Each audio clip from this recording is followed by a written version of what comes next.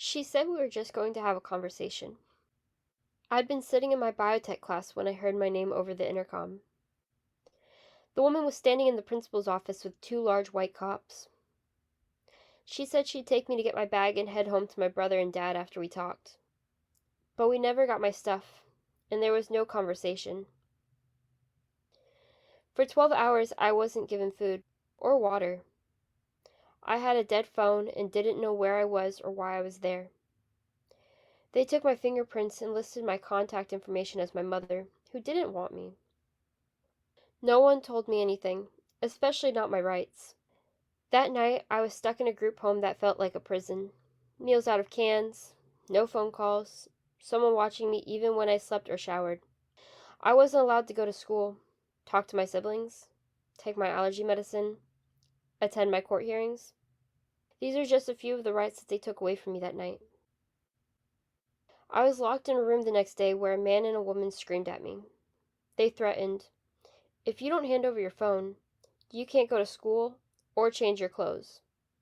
I wore the same clothes for 6 days until my dad sent me some. I missed school for 2 weeks and a teacher failed me. I lost all sense of normalcy. It was months before I could step foot outside, or see a friend, or spend more than 30 minutes with my brother. They made me feel that I deserved this. But my parents were divorcing, and my mom didn't want to pay child support. So I went from living in a home that only needed minimal services to being surrounded by abuse and neglect. They told me that I'd never amount to anything. A few months after I transitioned to a new group home, things started to change. I started to speak out to visit my brother, and refused to let them shorten my allowed visitations. I spoke up for myself in court when no one else did. I found a mentor. Today, I'm surrounded by loving human beings, including my dad and my brother. I am a graduate.